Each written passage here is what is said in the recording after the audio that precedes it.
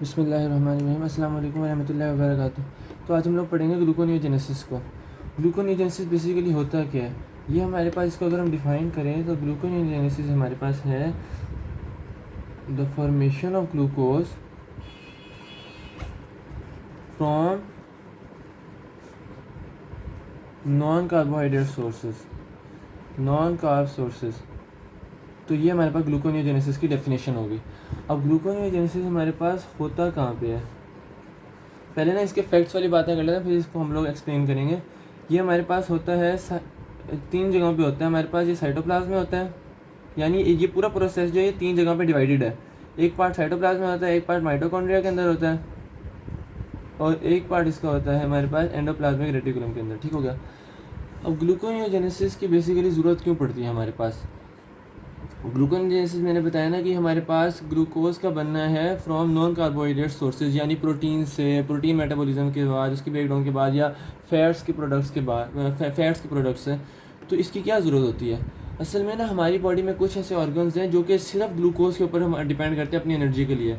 For example हमारे पास brain सिर्फ TCA cycle जो है वो सिर्फ ग्लूकोज से रन करता है, उसको और कोई भी वो सब्सटेंस एनर्जी नहीं प्रोवाइड कर सकता। इसके अलावा आरबीसीज में तो होनी सिर्फ ग्लाइकोलिसिस, और कुछ वो उनके अंदर माइटोकॉन्ड्रिया है नहीं कि और कोई मेटाबॉलिज्म से हमारे पास एनर्जी प्रोड्यूस हो सके। फिर हमारे पास लेंस के सेल्स और कॉर्निया ऑफ आई, इसके सेल्स हमारे पास होते हैं। फिर हमारे पास किडनी का मेड्यूला,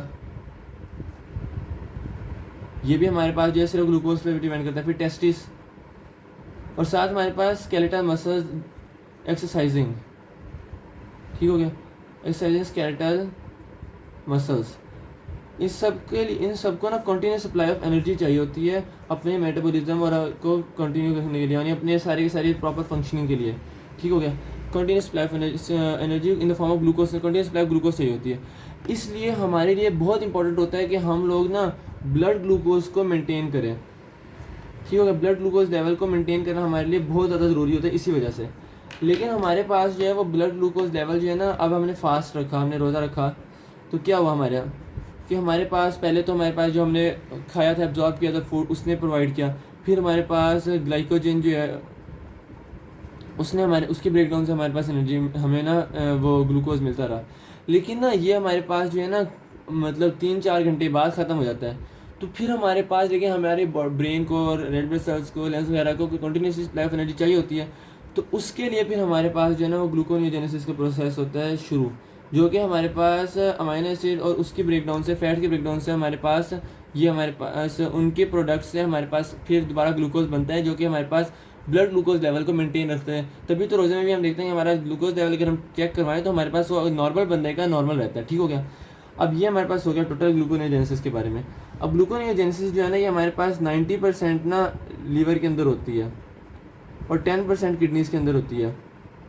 ठीक हो गया। लेकिन ये हमारे पास कब होती है, ये कब की परसेंटेज है, जब हमारे पास इमीडिएट फास्ट हो, यानी हमारे पास जिस हम एक दिन का रोज़ा रखते हैं। ठीक हो गया, 1 डे फास्ट। लेकिन अगर हमारे पास लॉन्ग टर्म फास्ट हो ना, लॉन्ग टर्म फास्टिंग यानी हमने जैसे आप रमज़ान में पूरा महीना रोज़े रखे हैं, तो उससे हमारे पास क्या होता है, परसेंटेज चेंज हो जाती है। और किडनी जो है वो हमारे पास 40% जो है ना वो हमारे पास करने लग जाती है किडनी, और 60% जो है वो हमारे पास लीवर के ऊपर जिम्मे आ जाती है। लीवर जो है हमारे पास ग्लूकोनियोजेनेसिस का प्रोसेस जो होता है वो लीवर के अंदर से होता है। ठीक हो गया। तो ये हमारे पास से कुछ इसके मतलब फैक्ट्स वगैरह। अब हम आगे चलते हैं इसकी। और कुछ अमाउंट में ना बेसिकली स्मॉल इंटेस्टाइन में भी हो रहा होता है, लेकिन बहुत थोड़ी अमाउंट में। बाकी मेजरली हमारे पास लीवर और हमारे पास किडनीज के अंदर हो रहा होता है। अब हम इसके ना मैकेनिज्म को पढ़ते हैं। तो इसको ना हमारे पास ना जो ग्लूकोनियोजेनेसिस जो है ना ये बेसिकली हमारे पास क्या करता है कि जो पायरोवेट हमारे पास ग्लाइकोलिसिस का एंड प्रोडक्ट है ना, तो उससे वापस ग्लूकोज में लेके जानी, यानी हमारे पास इन अ फॉर्म ऑफ ये रिवर्सल ऑफ ग्लाइकोलिसिस है। ठीक हो गया, ग्लाइकोलिसिस। लेकिन हमारे पास ग्लाइकोलिसिस का रिवर्सल जो है ये हमारे पास इस वजह से हम इसको एग्जैक्टली नहीं कह सकते, बिकॉज ग्लाइकोलिसिस के जितने भी स्टेप्स हैं ना वो सारे रिवर्स नहीं होते। हमारे पास ग्लाइकोलिसिस में हमने पढ़ा था 3 इरिवर्सिबल रिएक्शंस होते हैं। कौन से, जब हमने ग्लूकोज से ग्लूकोज 6 फॉस्फेट बनाया था। ठीक हो गया। फिर हमने जब फ्रुक्टोज 6 फॉस्फेट से फ्रुक्टोज 1,6 बिसफॉस्फेट बनाया था। फिर हमने बनाया था फॉस्फोइनोल पायरोवेट से बनाया था पायरोवेट। ठीक हो गया। तो ये हमारे पास जो रिएक्शंस है ना, ये हमारे पास सारे के सारे वो हैं इरिवर्सिबल रिएक्शंस हैं। तो इन 3 इरिवर्सिबल रिएक्शंस को हमने रिवर्स करना होता है ग्लूकोनेयोजेनेसिस में। इरिवर्सिबल वो हम डायरेक्टली इनके जरूर नहीं कर सकते, हम एक और एनर्जेटिकली फेवरेबल पाथवे प्रोवाइड करते हैं। 3 इरिवर्सिबल रिएक्शंस होते हैं और वो हमारे पास कैसे होते हैं, 4 प्रोसेसेस के जरिए से, यानी 4 रिएक्शंस होते हैं ग्लूकोनेयोजेनेसिस के, जो कि इन तीन रिएक्शंस को कंपनसेट करते हैं। और हमारे पास जो एंजाइम टोटल होते हैं ना, वो हमारे पास 5 एंजाइम रिक्वायर्ड होते हैं। ठीक हो गया। अब हम सबसे पहले हम जो देखेंगे वो हमारे पास होता है जो फर्स्ट एंजाइम, या हम फर्स्ट स्टेप भी इसको कह सकते हैं, वो हमारे पास होता है पायरुवेट कार्बोक्सिलेज। ठीक हो गया। पायरुवेट कार्बोक्सिलेज जो है ना, ये हमारे पास फर्स्ट हमारे पास जो है ना एंजाइम जो एक्ट करते हैं वो हमारे पास है पायरुवेट कार्बोक्सिलेज। और ये हमारे पास एक्ट कहाँ पे करता है, ये हमारे पास एक्ट करता है माइटोकॉन्ड्रिया के अंदर। ठीक हो गया। माइटोकॉन्ड्रिया में हमारे पास रिएक्शन हो रहा होता है। तो इसका मतलब है सबसे पहले हमारे पास पायरुवेट को हमने लेके जाना है माइटोकॉन्ड्रिया। पायरुवेट इस वजह से हम डिस्कस करें क्योंकि जो एंड प्रोडक्ट है ना ग्लाइकोलाइसिस का, वो पायरुवेट है। दरमियान में भी कोई भी हमारे पास मटेरियल अंदर आके रिवर्स चलवा सकता है, लेकिन जो एंड प्रोडक्ट है ना ग्लाइकोलाइसिस का, वो पायरुवेट है। तो अगर हम पायरुवेट से पीछे की तरफ ले जाएंगे तो बाकी सारे जितने भी इंटरमीडिएट्स के प्रोडक्ट हैं, कोई भी ग्लूकोनेयोजेनेसिस कॉज करवा रहा है, तो इसी के अंदर कवर हो जाएगा सारा। तो सबसे पहले हमारे पास ना पायरुवेट ट्रांसपोर्टर्स होते हैं, जो पायरुवेट को हमारे पास लेके जा रहे होते हैं, माइटोकॉन्ड्रिया के अंदर ले जाते हैं। ठीक हो गया। ट्रांसपोर्टर्स होते हैं कुछ। अब माइटोकॉन्ड्रिया के अंदर ही हमारे पास पायरुवेट आ गया। तो अब हमारे पास क्या होता है, पायरुवेट जो है ना, पायरुवेट इसने कन्वर्ट होना होता है हमारे पास ऑक्सैलो एसीटेट के अंदर। ठीक हो गया। अब पायरुवेट 3 कार्बन है और ये 4 कार्बन है, तो इसके अंदर पहले तो CO2 ऐड होना है। और पायरुवेट कार्बोक्सिलेज भी एंजाइम का नाम ही शो कर रहा है, तो इसके अंदर हमने CO2 ऐड करना है। अब ये कैसे होता है हमारे पास कि ना, हमारे पास एक ना कॉम्प्लेक्स बन जाता है 3 चीज़ों का। एक तो बायोटिन, बायोटिन हमारे पास कोई एंजाइम है पायरुवेट का, कार्बोक्सिलेज का, पायरुवेट कार्बोक्सिलेज। ये मैंने पहले बताया था कि जितने डी कार्बोक्सिलेज है उनके लिए हमें चाहिए थायामीन पायरोफॉस्फेट, और जितने कार्बोक्सिलेज है उनके लिए चाहिए पायरुवेट। और कौन कौन से कार्बोक्सिलेज हम जिनके लिए हमारे पास बायोटिन चाहिए होता है, वो हमारे पास होता है, यहाँ पे लिख लेता हूँ मैं। एक हमारे पास होता है एसिटाइल CoA कार्बोक्सिलेज, एक हमारे पास प्रोपायोनाइल CoA कार्बोक्सिलेज। ठीक हो गया। और एसिटाइल CoA कार्बोक्सिलेज जो है ये हमारे पास वो है जो फैटी एसिड सिंथेसिस में इन्वॉल्व होता है। ठीक हो गया। फिर ये कार्बोक्सिलेज में लिख नहीं रहा बस, ठीक हो गया, ये मैं बता रहा हूँ बस।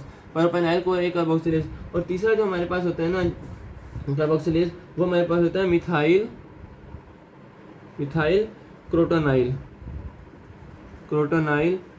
CoA carboxylase. ठीक हो गया। Methyl crotonyl CoA carboxylase. ये हमारे पास 3 कार्बोक्सिलेज मजीद हैं जिनको हमारे पास बायोटिन की जरूरत होती है। वैसे तमाम जो है एग्जाम्पल के तौर पे ये है, बाकी तमाम को जरूरत होती है जितने भी कार्बोक्सिलेज होते हैं। अच्छा, बायोटिन आया, फिर हमारे पास CO2 और फिर हमारे पास पायरुवेट कार्बोक्सिलेज। ये 3 ना आपस में मिल के ना एक कॉम्प्लेक्स बनाते हैं। ठीक हो गया। और ये कॉम्प्लेक्स जो है ना फिर यहाँ पे ना इसको कैटलिस्ट के तौर पर ऐड करता है और पायरुवेट को एक्सिलरी स्टेट में कन्वर्ट करवाता है। ठीक हो गया। अब यहाँ पे हमारे पास ना दिखने वाली चीज़ ये है कि जो हमारे पास बायोटिन, ये जो हमारे पास कॉम्प्लेक्स बनता है ना, ये हमारे पास बनता है by the hydrolysis of ATP। ATP यहाँ पे हाइड्रोलाइज होकर ADP में कन्वर्ट होता है, जिसकी वजह से हमारे पास कॉम्प्लेक्स बनता है। और जो CO2 है ना हमारे पास, वो हमारे पास बाइकार्बोनेट से आ रहा होता है। बाइकार्बोनेट आइन हमें CO2 देते हैं पायरुवेट कार्बोक्सिलेज को, और ATP की हाइड्रोलिसिस से ये बायोटिन, CO2 और पायरुवेट कार्बोक्सिलेज हमारे पास कंबाइन होते हैं। और उसके बाद ही हमारे पास ना रिएक्शन होता है, हमारे पास ऑक्सैलो एसीटेट हमारे पास प्रोड्यूस हो जाता है। अब इस रिएक्शन को जो हमारे पास कंट्रोल करते हैं ना, इसकी जो हमारे पास बल्कि ना हम रेगुलेशन ये वो इकट्ठे पढ़ेंगे सारों की। अब हम आगे चलते हैं। पायरुवेट कार्बोक्सिलेज हमारे पास सिंपल नंबर के लेके चलते हैं, हमारे पास ऑक्सैलो एसीटेट बन गया। अब हमारे पास ना अगला स्टेप में हमारे पास क्या करना होता है, हमने अगला जो एंजाइम हमारे पास होता है वो हमारे पास होता है फॉस्फोइनोल पायरुवेट कार्बोक्सीकाइनेज। ठीक हो गया। अब ये एंजाइम जो है ना, इसने एक्ट करना है ऑक्सैलो एसीटेट के ऊपर। लेकिन मसला ये है कि ऑक्सैलो एसीटेट बना माइटोकॉन्ड्रिया के अंदर, और ये हमारे पास जो रिएक्शन है ये हमारे पास होता है साइटोप्लाज्म के अंदर। तो इसको हमने ट्रांसपोर्ट करना पड़ता है, ऑक्सैलो एसीटेट को साइटोप्लाज्म के अंदर ट्रांसपोर्ट करना पड़ेगा। लेकिन ये ऑक्सैलो एसीटेट जो है ना ट्रांसपोर्ट नहीं हो सकता। ठीक हो गया। ये इसके जो इनर माइटोकॉन्ड्रियल मेम्ब्रेन है उसके क्रॉस ना ट्रांसपोर्टर्स नहीं होते जो ऑक्सैलो एसीटेट को ट्रांसपोर्ट कर सकें। तो इस वजह से हमारे पास फिर क्या होता है, ऑक्सैलो एसीटेट जो है ना ये हमारे पास माइटोकॉन्ड्रिया के अंदर कन्वर्ट हो जाता है मैलेट के अंदर। और एंजाइम जो कौन सा होता है, मैलेट डिहाइड्रोजिनेज। ठीक हो गया। और ये हमारे पास एक रिवर्सिबल रिएक्शन है। ठीक हो गया। लेकिन ये हमारे पास इस वक्त जो oxalic state L A dehydrogenase में ही कन्वर्ट होगा डायरेक्ट सारा। और यहाँ पे हमारे पास ना NADH जो है ना ये यूटिलाइज होगा और कन्वर्ट होगा NAD के अंदर। ठीक हो गया। अब हमारे पास ना ये मेलेट जो है ना फिर ये आ जाएगा माइटोकॉन्ड्रिया से बाहर और साइटोप्लाज्म में आ जाएगा। फिर साइटोप्लाज्म में ये मेलेट जो है ना ये हमारे पास इसके ऊपर दोबारा मेलेट डिहाइड्रोजनेज एक्ट करेगा सेम, क्योंकि रिवर्सिबल रिएक्शन है सेम एंजाइम, और कन्वर्ट करा देगा इसे ऑक्सैलिक स्टेट के अंदर। और यहाँ पे हमारे पास दोबारा NAD जो है ना ये हमारे पास यूटिलाइज होके बना देगा NADH हमारे पास यहाँ पे बन गया। ठीक हो गया। अब ये जो हमारे पास है ना यहाँ पे मेलेट डिहाइड्रोजनेज, अभी हम ऊपर देखें ना तो हमें लगता होता है यार ये डिहाइड्रोजनेशन तो नहीं, ये तो हमारे पास की हाइड्रोजनेशन हो रही है और रिडक्शन हो रही है, लेकिन ये हमारे पास नाम है बेसिकली रिवर्सिबल रिएक्शन के मुताबिक दिया गया, क्योंकि जब किसी भी एक साइड ऑफ रिएक्शन को देख के हम नाम दे देते हैं, लेकिन अगर रिवर्सिबल है तो दोनों वही सेम नेम पे हमारे पास करवा रहा होता है। ठीक हो गया। अब ये जो हमारे पास NADH बना है ना यहाँ पे, ये कहाँ यूटिलाइज होगा? ये हमारे पास यूटिलाइज होता है जब हमारे पास 1,3 बिसफॉस्फोग्लिसरेट जो है इसने जो हमारे पास ग्लिसरॉल एल्डिहाइड 3-फॉस्फेट बनेगा ना तो हमारे पास ये यूटिलाइज होगा, क्योंकि जब ये ग्लिसरॉल एल्डिहाइड से 1,3 बिसफॉस्फोग्लिसरेट बना था तो इसी जगह पे हमारे पास जो एंजाइम ऐड किया था वो था ग्लिसरॉल एल्डिहाइड 3-फॉस्फेट डिहाइड्रोजनेज, और यहाँ पे हमारे पास NADH बना था। तो अब हम अगर इसको रिवर्स में लेके जाना चाहते हैं तो NADH यहाँ पे हमारे पास यूटिलाइज होगा और कन्वर्ट होगा NAD के अंदर, और हमारे पास ये कन्वर्ट हो जाएगा। ठीक हो गया। आगे हमारे पास जितने भी है ना अब हमारे पास ना ये हमारे पास इस तरह ये यूटिलाइज होगा। अब ऑक्सैलिक स्टेट पे हमारे पास फिर ये एक्ट करेगा फॉस्फोइनोल पायरुवेट कार्बोक्सीकाइनेज। ठीक हो गया। तो यहाँ पे हमारे पास CO2 एक तो निकल आएगा और ये हमारे पास कन्वर्ट हो जाएगा फॉस्फोइनोल पायरुवेट के अंदर। लेकिन अब हमारे पास देखें तो यहाँ पे तो हमारे पास ऑक्सैलिक स्टेट में तो कोई फॉस्फेट नहीं है, लेकिन फॉस्फोइनोल पायरुवेट में फॉस्फेट है। तो ये फॉस्फेट कहाँ से आएगा? ये GTP जो है ना हमारे पास यूटिलाइज होगा और कन्वर्ट हो जाएगा GDP के अंदर, और ये जो हमारे पास GDP है ना ये हमारे पास एक फॉस्फेट दे देगा जिससे हमारे पास बन जाएगा फॉस्फोइनोल पायरुवेट। तो ये हमारे पास सारा का सारा हो गया फॉस्फोइनोल पायरुवेट तक। ठीक हो गया। अब हम ना आगे हमारे पास क्या होगा कि सिंपल ये हमारे पास जो है ना फॉस्फोइनोल पायरुवेट ये रिवर्सिबल रिएक्शन से जाएगा और चलता चलता हमारे पास पहुंच जाएगा फ्रुक्टोज 1,6 बिसफॉस्फेट। ठीक हो गया। क्योंकि इससे अगला जो हमारे पास रिएक्शन है वो हमारे पास होगा इरिवर्सिबल रिएक्शन। इससे पहले रिवर्सिबल है तो कंटिन्यूसली हमारे पास ग्लाइकोलाइसिस वाले सारे एंजाइम यूज होंगे और रिवर्स में सारे का सारा मैकेनिज्म होगा और हमारे पास फ्रुक्टोज 1,6 बिसफॉस्फेट तक हमारे पास हो जाएगा। अब जो थर्ड हमारे पास है ना यहाँ पे एंजाइम जो यूटिलाइज होगा वो हमारे पास होगा फ्रुक्टोज 1,6 बिसफॉस्फेटेज फॉस्फेटेज। ठीक हो गया। बिसफॉस्फेटेज।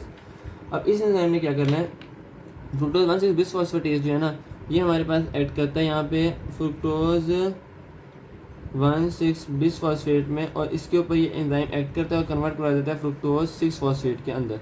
सिंपल सा हमारे पास ये रिएक्शन हो गया, और ये भी हमारे पास कहाँ पे होता है? साइटोप्लाज्म के अंदर सिंपल रिएक्शन होता है। ठीक हो गया। इसके बाद हमारे पास जो है ना अगला रिएक्शन क्या होता है, आगे हमारे पास होता है आगे हमारे पास ना दो एंजाइम होते हैं। मैंने बताया था ना कि प्रोसेसेस 4 होते हैं, एंजाइम 5 होते हैं। तो जो लास्ट प्रोसेस है उसके अंदर 2 एंजाइम है, तो दोनों को इकट्ठे लिख रहा हूँ मैं। ग्लूकोज 6 फॉस्फेट, एक तो हमारे पास 6 फॉस्फेटेज और ग्लूकोज 6 फॉस्फेट ट्रांसलोकेज। ये हमारे पास 2 एंजाइम है जो कि हमारे पास एक्ट कर रहे होते हैं। ठीक हो गया। अब ये इस प्रोसेस में ना हमारे पास ये जो 2 एंजाइम्स हैं ना ये सिर्फ हमारे पास उन टिश्यूज़ के अंदर होते हैं जो कि ग्लूकोनियोजेनिक है, यानी हमारे पास लीवर और किडनी हमारे पास ग्लूकोनियोजेनिक है ना मेनली, तो ये एंजाइम सिर्फ इनके अंदर प्रेजेंट होते हैं। जहाँ अब यहाँ पे हमने बताया स्मॉल इंटेस्टाइन भी थोड़े बहुत ही करते हैं, तो सिर्फ ये एंजाइम उनमें प्रेजेंट होंगे जिनके अंदर हमारे पास ग्लूकोनियोजेनिक एबिलिटीज होती हैं, जो ग्लूकोनियोजेनेसिस को अमल को कंटिन्यू कर सकते हैं, कॉज कर सकते हैं। तो इसमें हमारे पास क्या होता है कि हमारे पास फ्रुक्टोज 6 फॉस्फेट बना था ना, फ्रुक्टोज 6 फॉस्फेट आइसोमरिज्म के बाद हमारे पास कन्वर्ट हो गया ग्लूकोज 6 फॉस्फेट के अंदर। ठीक हो गया। अब ग्लूकोज 6 फॉस्फेट को आगे जो प्रोसेस है ना, जो हमारे पास ग्लूकोज 6 फॉस्फेटेज एंजाइम है ये हमारे पास प्रेजेंट होता है एंडोप्लाज्मिक रेटिकुलम के अंदर। ठीक हो गया। तो अब हमारे पास ग्लूकोज अब इसको ट्रांसफर करना है ER के अंदर, तो ये हमारे पास क्या करता है, ये हमारे पास ER के अंदर जो ट्रांसफर कराता है वो हमारे पास करता है ट्रांसलोकेज। ठीक हो गया। ट्रांसलोकेज ने हमारे पास इसको ट्रांसफर करवा दिया ER के अंदर। अब हमारे पास एंडोप्लाज्मिक रेटिकुलम के अंदर क्या मैकेनिज्म होता है, सेम ग्लूकोज 6 फॉस्फेट जो है ना हमारे पास वो हमारे पास कन्वर्ट हो जाता है glucose by the action of glucose 6 phosphatase. Glucose 6 phosphatase से कन्वर्ट करवा देता है, ठीक हो गया। अब अगर हमारे पास ना ये एंजाइम एब्सेंट हो ना, ये हमारे पास एंजाइम जो है ना, यही दो एंजाइम ये हमारे पास ग्लाइकोजन डिग्रेडेशन के लिए भी इंपॉर्टेंट होते हैं, ठीक हो गया। अगर हमारे पास ट्रांसलोकेज जो है ना ये हमारे पास एब्सेंट है, तो हमारे पास जो ग्लाइकोजन स्टोरेज डिजीज़ होगी ना उसका नाम होगा IB। और अगर हमारे पास फॉस्फेटेज एब्सेंट है तो हमारे पास जो ग्लाइकोजन स्टोरेज डिजीज़ होगी ना उसका हम कहेंगे IA ग्लाइकोजन स्टोरेज डिजीज़, ठीक हो गया। इनकी डिटेल हम जब हम ग्लाइकोजन डिग्रेडेशन पढ़ेंगे तब हम पढ़ेंगे। बट यह हमारे पास है जनरल मैकेनिज्म ऑफ सारा का सारा ग्लूकोनियोजेनेसिस, किस तरह हमारे पास जो है सारे के सारे जो हमारे पास 3 इरिवर्सिबल रिएक्शन है उनको किस तरह रिवर्स किया गया। तो ये हमारे पास सारा हो गया। अब इसकी जो वो है ना रेगुलेशन इंशाल्लाह वो नेक्स्ट वीडियो में देखेंगे। अस्सलाम वालेकुम वरहमतुल्लाहि वबरकातुहू।